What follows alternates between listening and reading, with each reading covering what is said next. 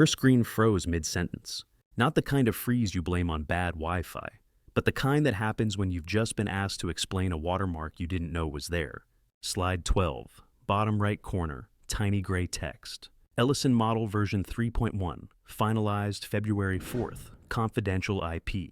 And just like that, the voice on the call, Tanya Leung, VP of Strategy at Ascendia Tech, went quiet too. Harper Sloan blinked hard. You could see her mouth starting to move, but nothing came out. Just a tiny twitch of confusion that bloomed into panic. What she didn't know, what none of them knew, is that this meeting was never supposed to involve me. Not anymore. But you don't build playbooks for a living without knowing how to script a final act. My name is Morgan Ellison. I'm 46. And until a few weeks ago, I was the senior strategy lead at Sloan & Brandt, a mid-sized consultancy where my name meant client retention. For 14 years, I created the systems, the models, and the frameworks the firm depended on. I didn't just bring in clients, I kept them. Quarterly renewal rates, scalable growth plans, personalized deliverables. My desk was the one they sent interns to when something broke and no one else knew where the original file lived. I wasn't flashy, I wasn't loud, but I knew what I was doing. And I knew exactly what was happening the moment Charles Sloan, the CEO and Harper's uncle, called me into that glass-walled conference room 6 weeks before the Zoom meeting that changed everything. "Morgan," he said, hands clasped like a man delivering good news. He didn't believe we're bringing in someone to help transition our strategy approach. Younger lens, Gen Z fluency, digital native sensibility. I didn't flinch. He smiled awkwardly. "Her name's Harper Sloan." I just nodded once. He kept going. "I'd like you to train her. 60 days. Show her how we do things. Then you'll take a consultative step back." There was no plan for where I'd land after the step back. That wasn't an oversight. That was the plan. Harper showed up the next morning in neon sneakers, snapping photos of the whiteboard before I'd even finished sketching. She called my presentation structure vintage, asked if I'd ever tried using emoji index decks. The team laughed politely. I smiled. And then I went back to my desk, opened the folder titled Exit Path, drafted my resignation, printed it, put it in an envelope. 3 days later, after another round of knowledge transfer, I walked back into Charles's office. He didn't even look up at first. I placed the envelope gently on the corner of his desk. He looked at it, then at me. "You sure?" he asked. I didn't answer, because I wasn't just leaving. I was documenting. I was done training my replacement, but I wasn't done being the author of the system. Before I dive deeper, please comment where you're listening from. Like and subscribe. This story, it's just getting started. The first thing she did was rename the folder. It had been called Ellison Structures, Client Proven. A simple title I'd used for the past 6 years, clear, functional, easily searchable. One morning, it became Harper Strategy Refresh. She didn't announce it, didn't ask, just renamed it, broke all the links, and reposted the files with new date stamps and a different color scheme. Bright gradients, italicized headers, emojis in the file names. I stared at it for a few minutes, then closed the window.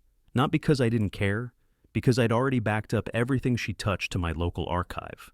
And more importantly, I had metadata. She was fast. I'll give her that. Within a week, Harper had repackaged my 2 primary client decks, Ascendia and Quantices, under a new naming convention and started referring to them in meetings as quick revamps I put together. The younger team members nodded. One even dropped a Slack message in the general strategy channel. "Really liking the new flow on the Ascendia deck, feels more modern. Is this still Ellison's structure?" No one responded. I didn't need them to. By week 3, she started deleting. Not files, nothing that obvious. It was attribution, line by line, quiet, clean, polite. In our shared Notion database, she removed my initials from the project notes. On version control logs, she archived previous frameworks without linking them to their origin authors. On one particularly surreal Tuesday, I watched her present the White Deck, my flagship strategy document, to Tanya Leung on a video call, with a new title page and no source note. But she'd left one thing behind. Slide 12. I'd written it myself, back in February, 3 days after the Charles meeting.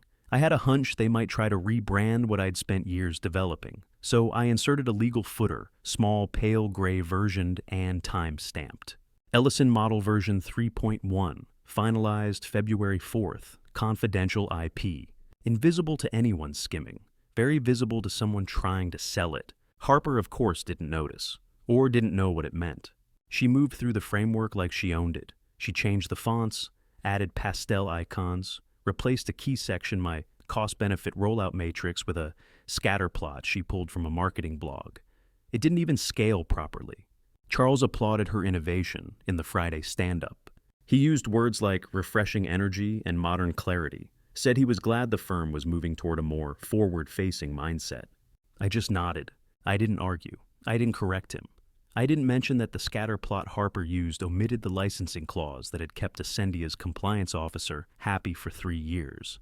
Instead, I went home that night and opened my personal archive, located the original version 3.1 deck, updated the internal watermark to reflect the version 3.2, refined the IP clause, renotarized the attribution lock, backed it up in 3 places.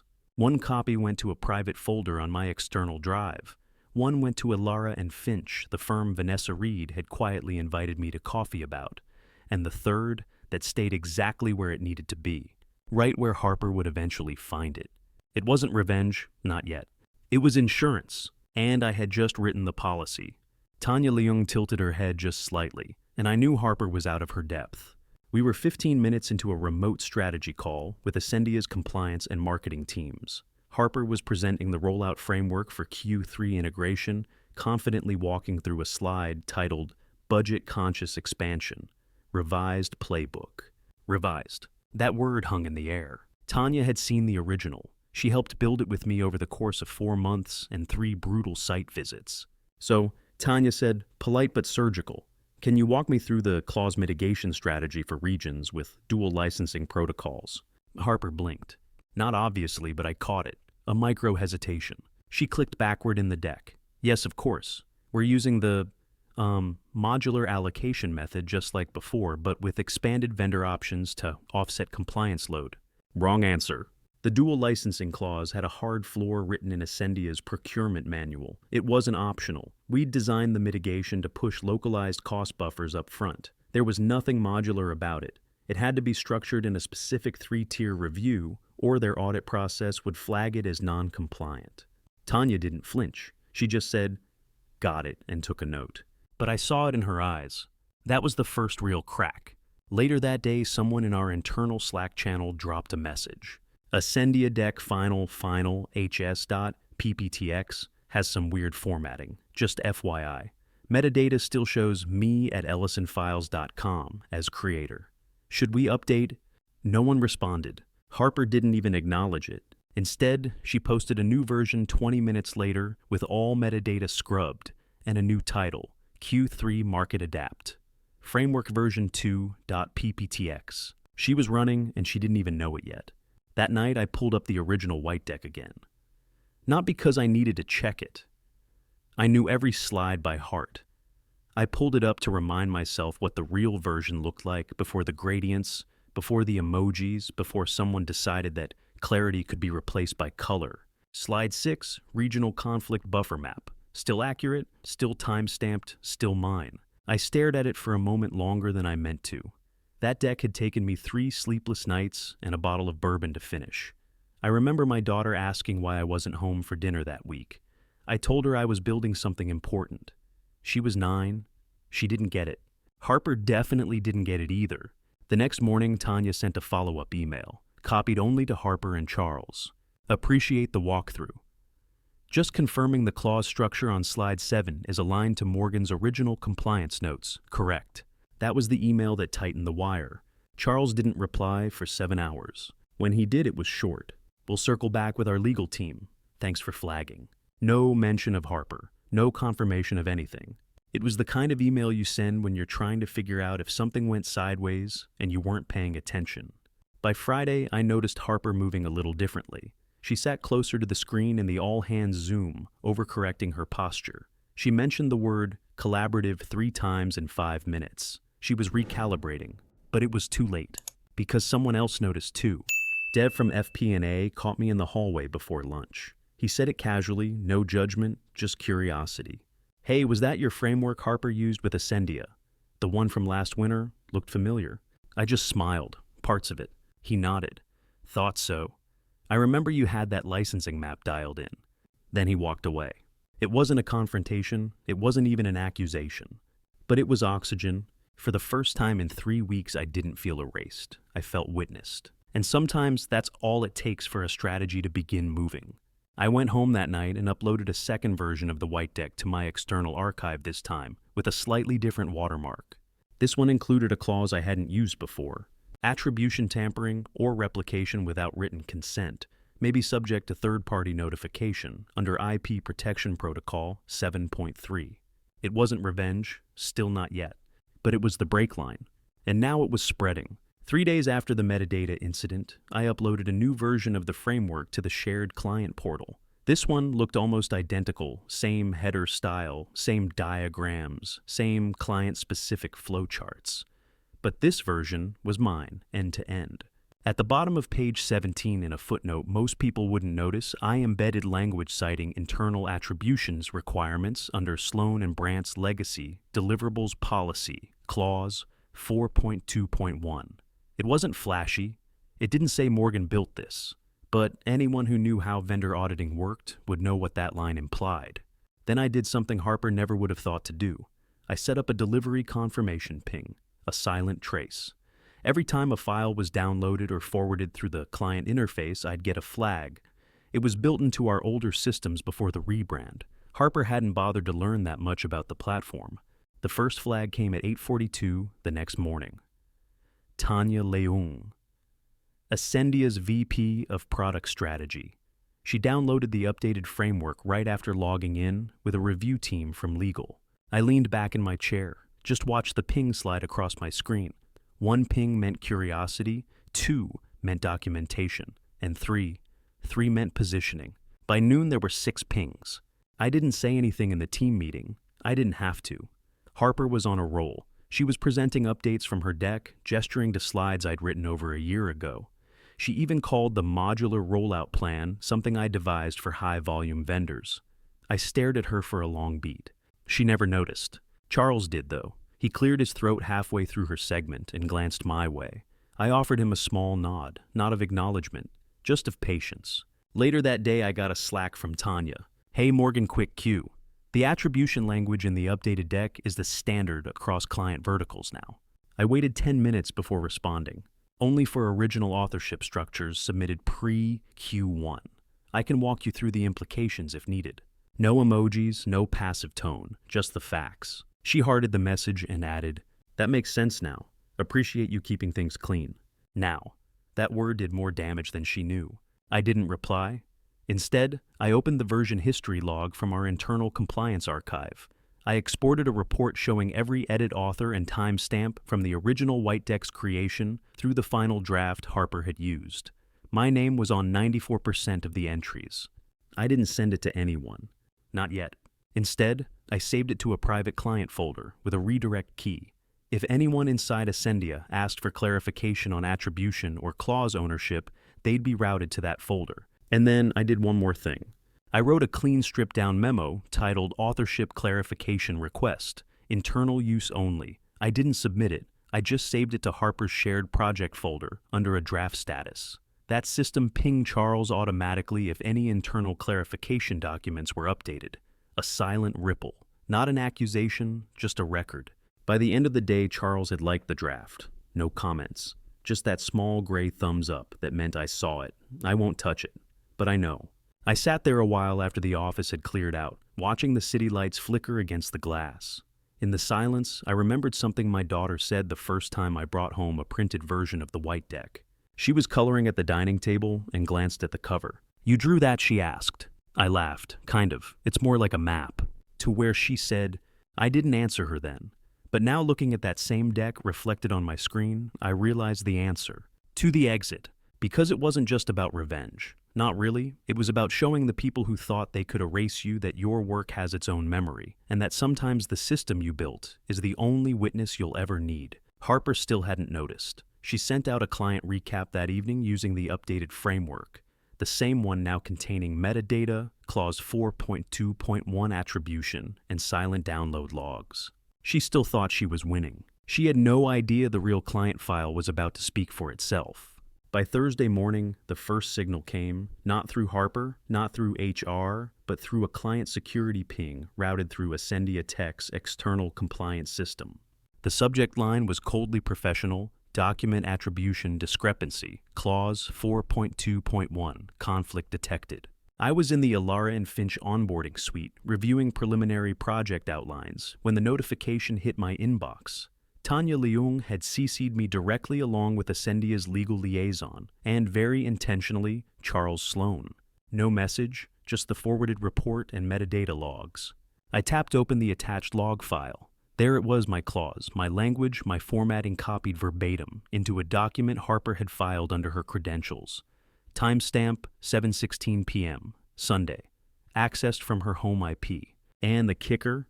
The version submitted to the client was edited 4 minutes after Harper's download. Just enough time to strip my name, not enough time to alter the structure. Ascendia's system had caught the match because clause 4.2.1 triggered a sub-check within their risk modeling matrix. A 98.3% overlap with the draft I had submitted 3 weeks earlier. That was the threshold that raised the red flag. Not 98.2.98.3. Sometimes you don't need an accusation. Just a decimal point and a good memory. Harper must have seen it too, because 15 minutes later, I got a Slack message from her. Harper Sloan, 10:27 a.m.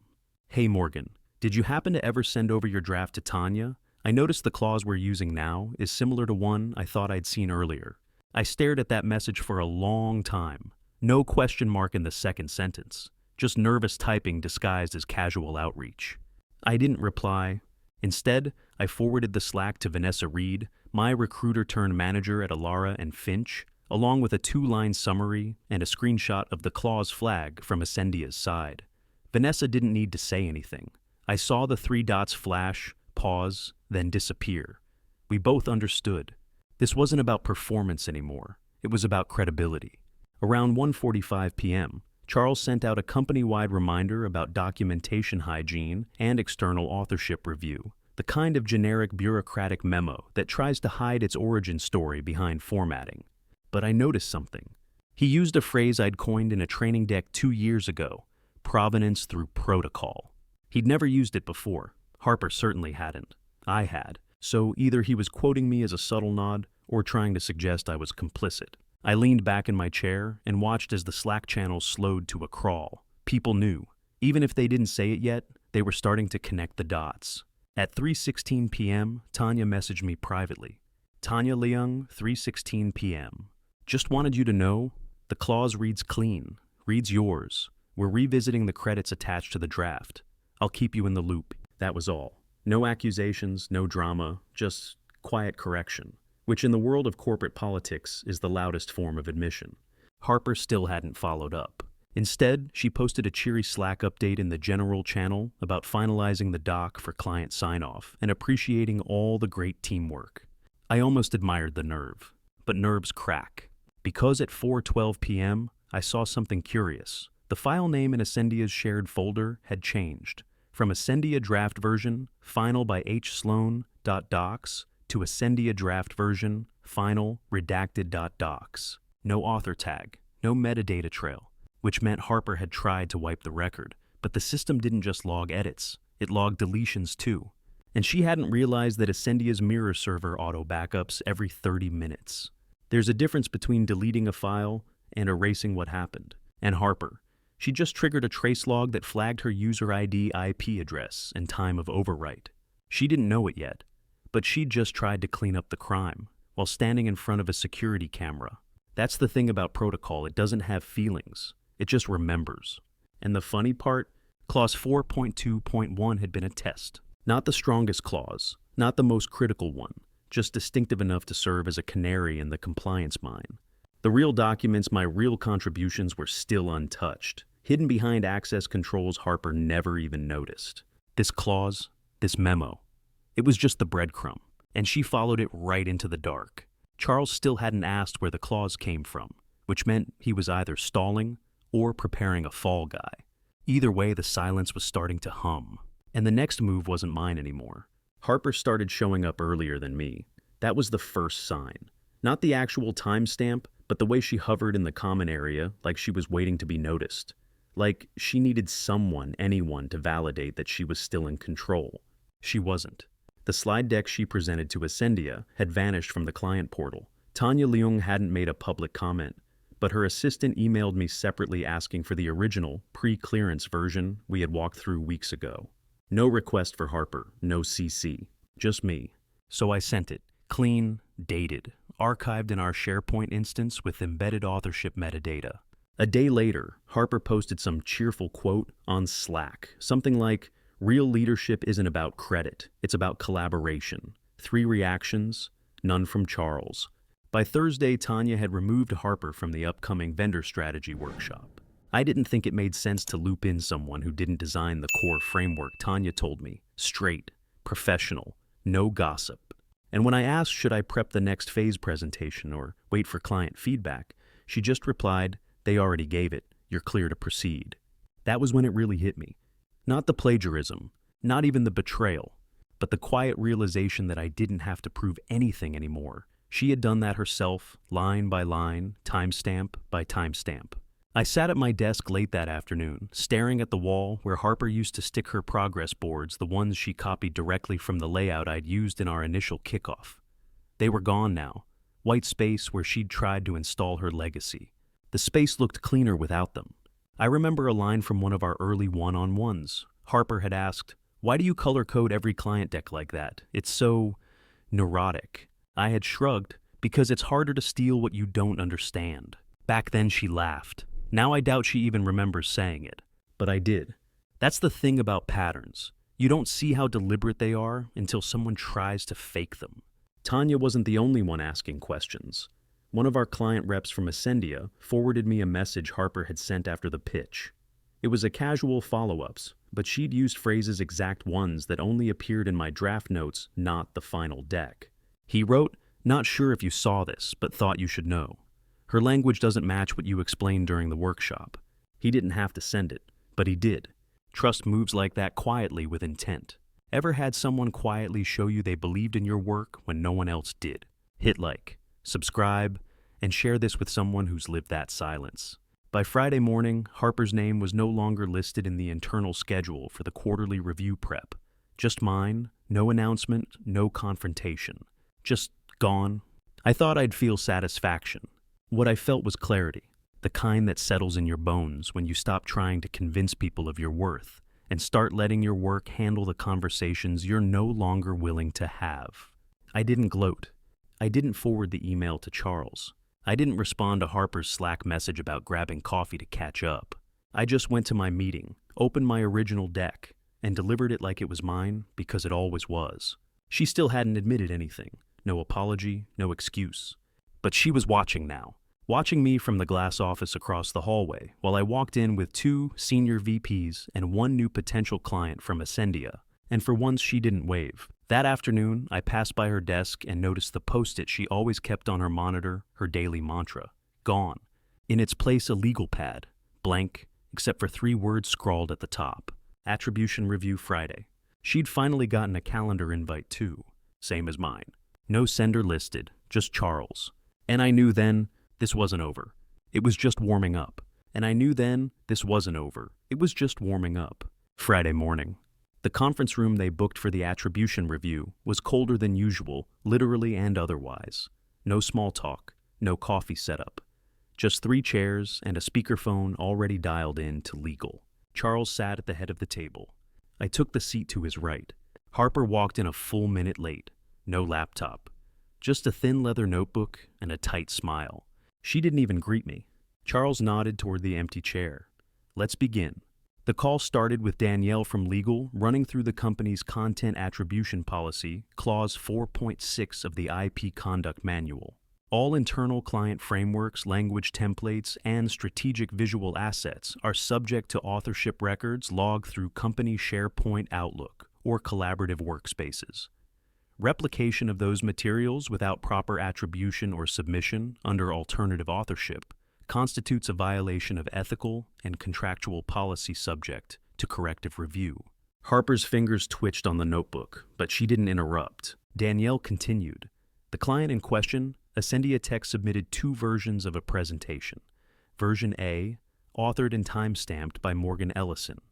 Version B, submitted under Harper Sloane's name, contains 78% duplicated visual framework and terminology from version A, with no listed co-author. Silence.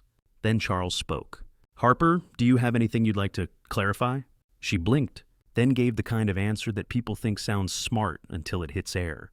"I reviewed Morgan's materials and restructured them for client clarity. There was no intent to mislead." I looked at her directly for the first time in days. "That's not what Ascendia thinks." She turned. "Excuse me." They noticed. "Tanya asked for the original deck. She never said why, but you just confirmed it." I wasn't angry anymore. I wasn't even interested in the game. Because this wasn't a game anymore. Charles leaned forward, resting his elbows on the table, like he was trying to physically hold the company together. "Legal will handle the internal protocol. But for now, Harper, you'll step back from client-facing materials and strategic planning until the review is complete." Her mouth opened slightly, closed again. No argument. No fake cheer. Just a silent nod. It hit her right then. The power she thought she had wasn't real. She hadn't built it. She borrowed it, then got caught using it without the license. I walked out before the call ended. Not because I was angry, but because the next part was already in motion, and I needed to prep for the following Monday. Tanya had looped me into a private strategy session with someone new from Ascendia. AVP. Harper wasn't invited. And I thought about the old version of me. The one who used to ask, "Was that too sharp?" after every meeting. The one who trained new hires even when they talked over me. The one who spent weekends cleaning up other people's slides. That version would have apologized for making Harper look bad. The version that walked out of that meeting didn't owe anyone an apology. Maybe you've been there, where someone's ambition comes dressed as teamwork, and you start questioning if you're the problem. You're not. Some people aren't just using your playbook. They're hoping you forget you wrote it. If that truth stings a little, drop a like and subscribe. You're not alone in this. Back at my desk, I pulled out the original deck. The color-coded one Harper once mocked. She said it looked too obsessive. Now it was Exhibit A. I glanced toward her desk as she returned from the conference room. She didn't look over, but she saw me. She saw that I wasn't moving backward anymore. And when Monday came, she'd see just how far forward I was about to step. By the following Tuesday, Ascendia Tech had gone quiet. Not the kind of quiet that meant disengagement worse. The kind that meant containment. You could almost feel the heat behind it. No questions, no noise. Just long gaps of silence that, in corporate life, always means something is boiling out of view. I didn't ask. I didn't need to. That morning, Tanya Leung's executive assistant sent over a revised project timeline for Q4 and copied only me. No Harper, no Charles. Underneath the timeline in faint gray font was a note. "Please ensure final deliverables retain original authorship tracking for future reference. Legal needs it for procurement compliance." It was written like a routine sentence, but I read it twice. Procurement compliance doesn't loop in legal unless there's been a breach. I opened the doc, rechecked the metadata. My initials still anchored every version history tag, every timestamp, every original upload ID. I stared at the file and felt, not triumph, just something colder, like still water after a storm. Not peace, just absence. Harper was in the office that day, but she didn't make eye contact. I passed her in the hallway outside the cafe. She turned toward the vending machines, pretending to study the snack selection like it held strategic insights. The same Harper who once greeted me with double exclamation points in Slack now avoided standing within 10 feet of me. Funny how fast people pivot when the room tilts. Later that afternoon, an IT analyst forwarded me a user access verification report for the internal project archive. No greeting, just as requested, see below. Except I hadn't requested anything. Someone else had. And they made sure I saw the audit trail. Every document Harper had pulled in the last 30 days. Every deck she exported. Every draft she downloaded and renamed. No deletion logs, just duplication. A silent breadcrumb trail of what she'd tried to pass off as hers. No wonder Ascendia's legal team stepped in. They were locking the gates before procurement went any further. The only person not reacting was Charles, which in itself was a reaction. I expected a confrontation, or at least a vague HR memo about collaborative process protocols. But there was nothing. No damage control, no show of authority. And when I walked into the Thursday exec briefing, Tanya was already seated at the far end of the table, next to someone I didn't recognize. A woman in a slate gray blazer flipping through a bound printout of our Q4 materials. Vanessa Reed, Senior Strategy Director at Alara and Finch. A name I hadn't heard since I left my old consulting circle 3 years ago. Except now she was here. And when Charles came in, his eyes paused just briefly when he saw her. He nodded, said nothing. Introduced no one. Just launched into the agenda. 15 minutes in, Vanessa raised her hand. "I'd like to speak with Morgan privately after this," she said, calm and clear. 10 minutes. Downstairs, cafe will do. Charles blinked. Vanessa closed the binder. "Because I've reviewed this deck, and if what I think is true, we've been looking at the wrong candidate all quarter." She didn't say Harper's name. She didn't have to. 10 minutes later, we sat in the cafe. She didn't order anything. "I'm not asking you to confirm anything she said, but based on metadata and verbal alignment alone, you're the original architect. And frankly, it's obvious." I waited. She smiled, but it didn't feel like flattery. It felt like precision. "You can stay here and rebuild what's broken, or you can come somewhere where it was never broken to begin with." She slid her card across the table. No pitch, no pressure, just one sentence. "We've already cleared non-compete thresholds." My hand hovered over the card for half a second. Then I took it. I still hadn't said a word. As I walked back upstairs, I passed Harper again this time, outside the elevators. She looked up startled, then quickly down at her phone. She was holding the same legal pad. Same 3 words still scrawled at the top. Attribution Review Friday. And for the first time since this all began, she looked afraid. Not angry, not defensive, just afraid. That's when it sank in. I had never needed to corner her. I had only needed to let the truth breathe. The truth did its job, and the room was getting smaller for her now. But wider for me. What Harper never understood was this: you can steal a file. You can copy a sentence. You can even fake a voice for a little while. But you can't fake pattern recognition. You can't fake trust equity. You can't fake a reputation that's been compounding for a decade. That's what they finally saw. And what came next? That wasn't about Harper anymore. That was about me. Because the real question wasn't whether she'd survive the review. It was whether I'd still be around to watch it happen.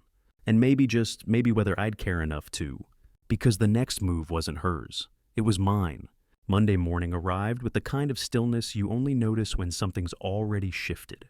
I'd gotten in early not because I had to, but because I didn't want to miss what came next. Charles had called the attribution review on Friday. No context, no tone, just a calendar invite, but everyone knew. By 9:10 a.m. Harper still hadn't shown up. By 9:18 she walked in hair-damp eyes puffy, holding a caramel latte with the wrong kind of urgency. She didn't look at me. The meeting room was already set, 2 laptops open, both connected to the shared dashboard. Vera Reed from our legal team joined via Zoom. So did Tanya Leung. Harper sat across from me, notebook unopened. Charles nodded at both of us and said, "Let's walk through the asset trail." That's when it got quiet, not silent quiet. The kind of quiet that happens when everyone knows what's about to be said, but no one wants to say it first. Charles clicked through the revision history in our document archive. He didn't editorialize. He didn't accuse. He just pointed. This version was finalized by Morgan on April 12th at 7:43 p.m. Notes embedded. Authorship tag linked to Morgan's ID. Click. This version used in the Ascendia presentation contains near verbatim phrasing from the prior, but no version history, no notes.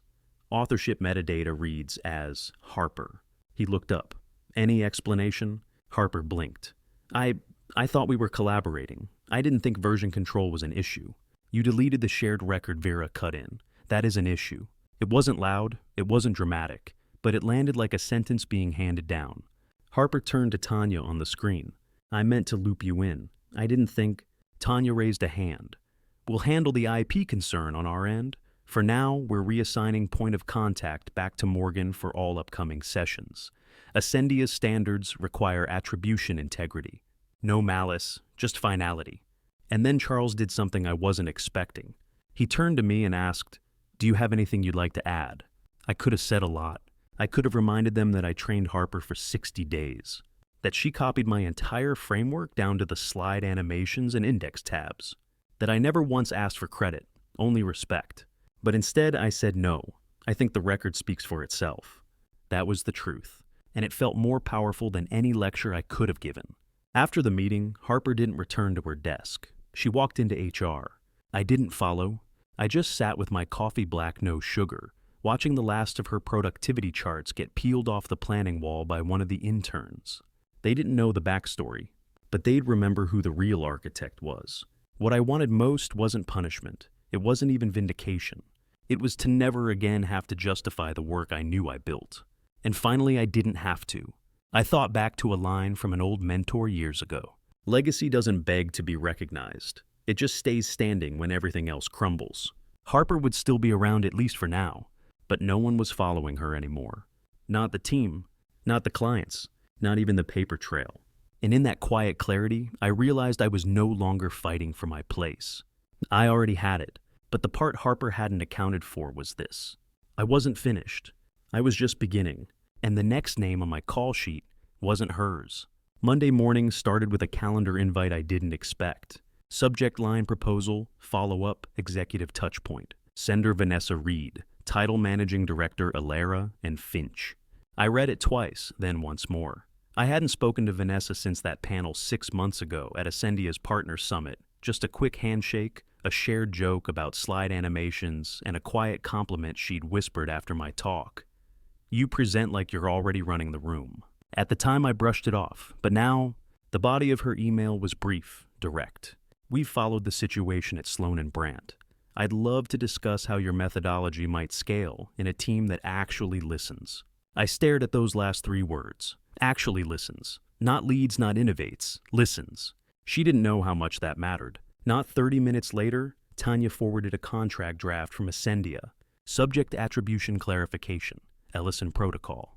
Attached was a vendor memo, jointly authored by their legal and strategy teams. It outlined updated IP boundaries and acknowledged original methodology developed by Morgan Ellison during the Q1-Q2 transition phase. No mention of Harper. Not even a footnote. The official name, Ellison Protocol. The thing I'd been mocked for color-coding over documenting and protecting like a nervous parent. They named it after me. Charles hadn't said a word publicly since the attribution review, but that afternoon I saw him walking a new hire through the floor. When they passed by my desk, he nodded once and said, "This is Morgan. Anything you see in our client onboarding pipeline, start by asking her. No hesitation, no clarification. Just start by asking her." Harper's desk was still occupied. Technically, but her Slack status had been offline all morning, and her calendar had been scrubbed of meetings. The post-it notes were gone. In their place sat a single folder with a printed HR acknowledgement form. I didn't open it. Didn't need to. Instead, I opened my notebook and flipped back to the first page, the one I'd scribbled on 60 days ago, the day I was told I'd be mentoring her. I had written one line across the top. You can't teach someone who thinks they're smarter than the lesson. Back then, I meant it as a warning.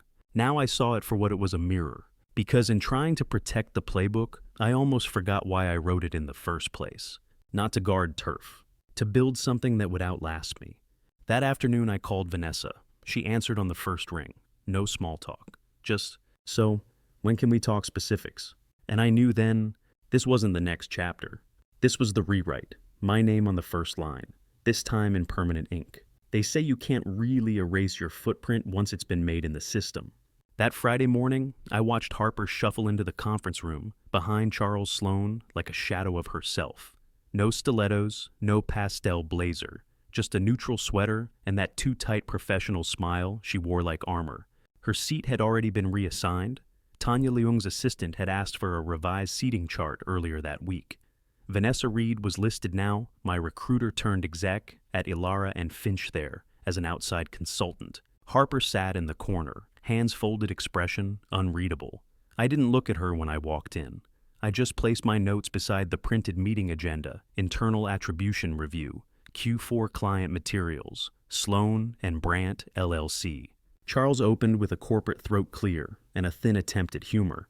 "Let's keep this quick. We've got a lot of ground to cover." No one laughed. Then he handed it over to the compliance team, 2 women from legal who'd flown in from the DC office and weren't there to play diplomat.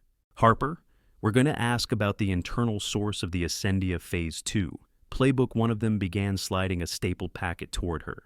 "Can you confirm you authored this document?" Harper didn't reach for it. "I adapted it," she said, "from internal frameworks." "Which frameworks?" the woman asked, already knowing the answer. We've traced the metadata to a SharePoint instance under Morgan Ellison's account, authored 6 weeks prior to your access. My name hadn't been mentioned until that moment. When it was Harper flinched, just slightly, like a glass ping cracking under pressure. Charles didn't say a word, just stared at the table. I sat still, didn't gloat, didn't offer a look of sympathy. Then they pulled out the emails, Slack exports timestamps, submission logs. Line by line, the very structure she tried to pass off as collaborative was revealed to be nearly word for word, lifted from my draft archive. Not the final deck, the sandbox versions. The ones that never left internal review. The ones no one was supposed to see unless they had version control permissions. You said this was adapted, the other compliance officer pressed gently. But the language in Section 3, the sequencing in Slide 12, and even the project color codes followed the draft layout Mr. Ellison prototyped. Were you aware of that when you presented it to Ascendia? Harper stayed silent, long enough that Charles had to break it.